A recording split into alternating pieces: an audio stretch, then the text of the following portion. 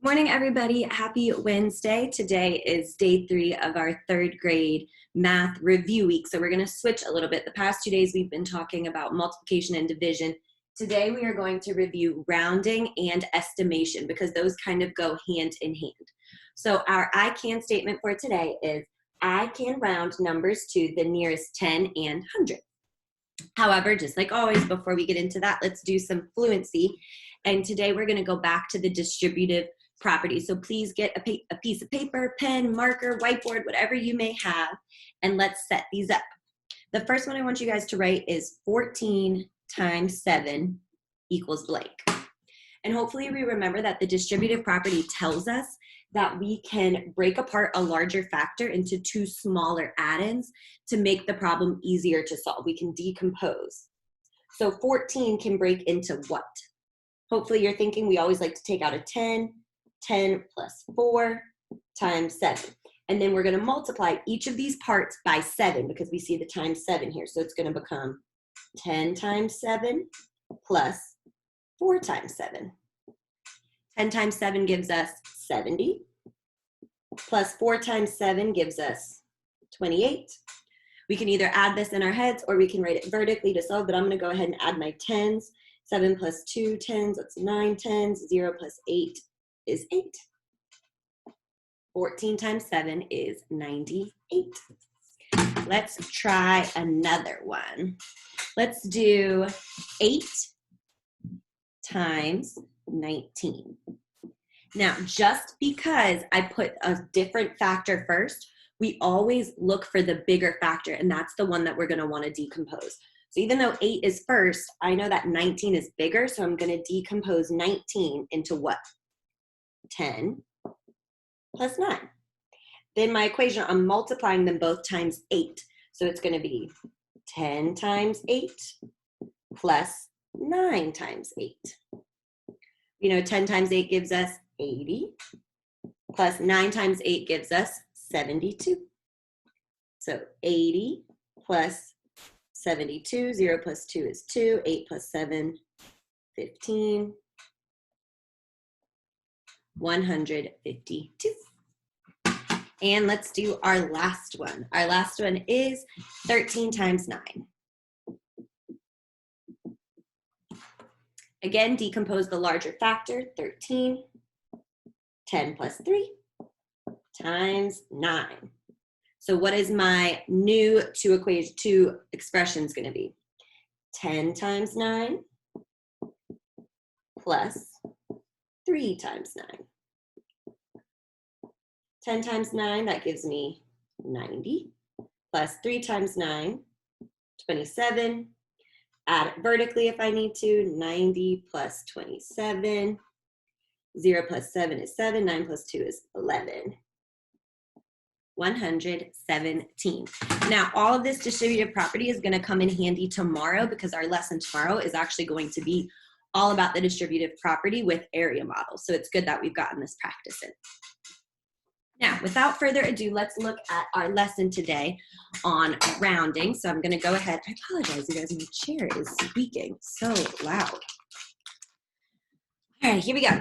Rounding and estimation.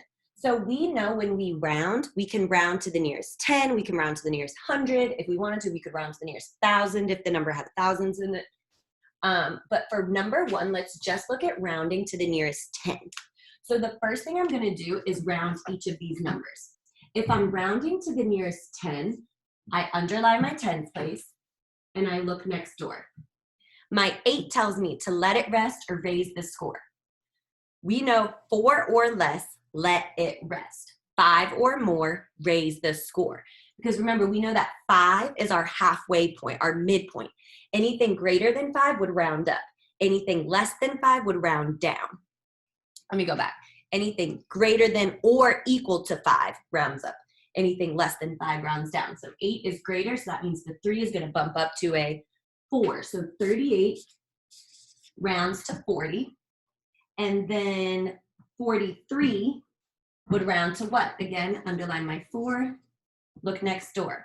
My 3 tells me to let it rest. So the 4 is going to stay at 40. So they both round to 40, which means I'm gonna estimate my answer to this. 38 plus 43, I'm gonna estimate that this equals close to 80.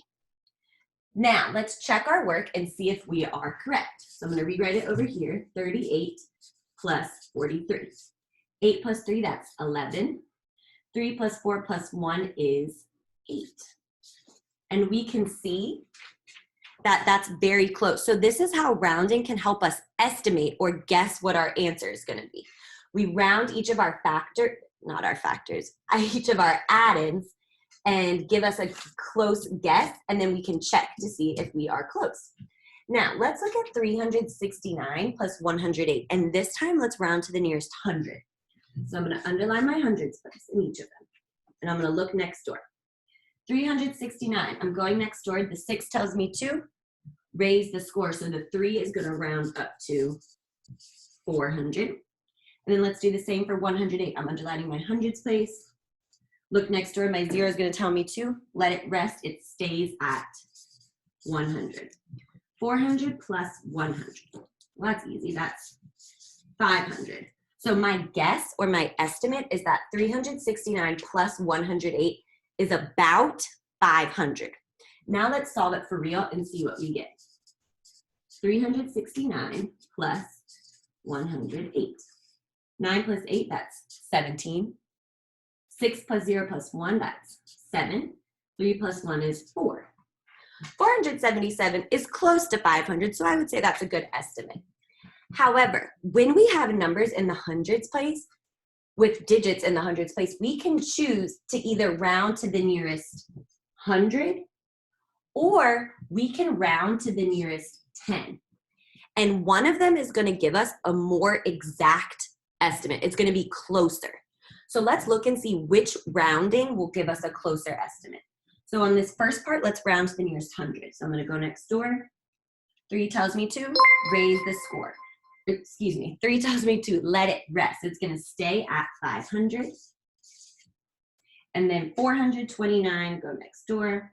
2 tells me again, let it rest, so it's going to stay at 400.